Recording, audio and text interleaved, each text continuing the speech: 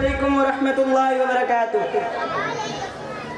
نحمدہ ونصلی علی رسولہ الکریم، اما بعد۔ میں آج جس موضوع پر لب کشائی کرنے جا رہا ہوں وہ ہے اے لا الہ الا اللہ کے وارث، یعنی آج کی نسل کے نوجوان۔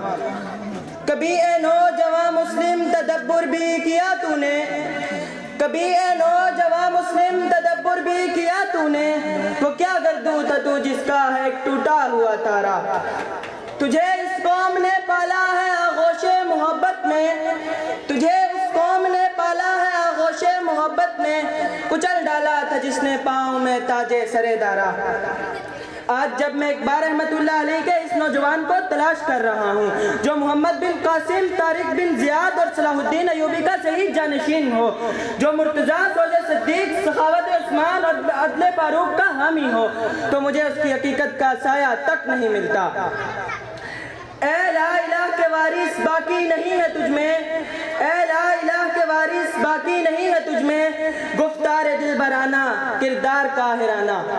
معزز سامعین، جب میں نے اللہ کے دین کے وارث اور اقبال کے شاہین کے اوصاف تلاش کیے تو مجھے قرآن کی سورۃ آل عمران سے وَأَنْتُمُ الْأَعْلَوْنَ إِن كُنتُم مُؤْمِنِينَ کا پیغام ملا۔ جب میری نگاہیں در مصطفیٰ پر پڑی تو مجھے المؤمنین القوی الخیرہ کا نظریہ ملا۔ جب میں نے تاریخ کے اوراق کو پلٹا تو مجھے اندلس کے ساحل پر کشتیاں جلاتے، سمندروں میں گھوڑے ڈالتے، دریاؤں کا رخ موڑتے، پہاڑوں کا جگر چیرتے، کیسر و کسریٰ کے تخت و تاج اڑاتے اور کربلا میں سر کٹاتے اللہ کے دین کے وارث نظر آئے۔ معزز سامعین، اور پھر میں نے نگاہ آج کے نوجوان پر ڈالی تو نہ شیر خدا جیسی شجاعت ہے، نہ کشتیاں جلانے کی ہمت، نہ قاسم جیسی دلیری، نہ ٹیپو سلطان جیسی للکار، نہ طارق بن زیاد جیسا جذبہ اور نہ ہی صلاح الدین جیسا حوصلہ ہے۔ میں پوچھتا ہوں کیا یہی انداز مسلمانی ہے؟ دیار عشق میں اپنا مقام پیدا کر، دیار عشق میں اپنا مقام پیدا کر، نیا زمانہ نئے صبح و شام پیدا کر۔ خدا اگر دل فطرت شناس دے تجھ کو، خدا اگر دل فطرت شناس دے تجھ کو، سکوت لالا و گل سے کلام پیدا کر۔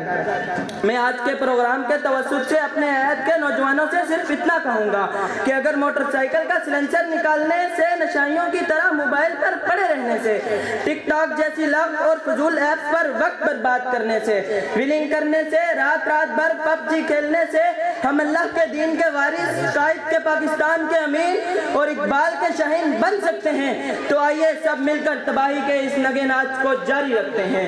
لیکن یاد رکھیں لمحہ بلمحہ آپ کا روشن مستقبل ریت کے ذروں کی مانند آپ کی مٹھی سے پھسلتا جا رہا ہے۔ گواہ دی ہم نے جو اسلاف سے میراث پائی تھی، گواہ دی ہم نے جو اسلاف سے میراث پائی تھی، ثریا سے زمین پر آسمان ہم کو دے مارا۔ آخر میں بڑے احترام سے یہاں بیٹھے تمام والدین سے ملتمس ہوں کہ اپنے بچوں سے اتنے غافل اور ان کے معاملے میں اتنے بے بس مت ہو جائیں کہ یہ آپ کی آنکھوں کے سامنے اپنا مستقبل ضائع کر دیں۔ والدین کی پہلی ذمہ داری تربیت اور دوسری روزگار کمانا تھا۔ بہت معذرت کے ساتھ یہاں معاملہ الٹ ہو گیا، پہلی ترجیح روزگار ہو گیا اور تربیت موبائل کے حوالے کر دی گئی۔ یاد رکھیں آنے والی نسلوں کی تربیت کے لیے والدین اور اسکولوں کے درمیان الزام تراشی کی روش کو ترک کرنا ہوگا۔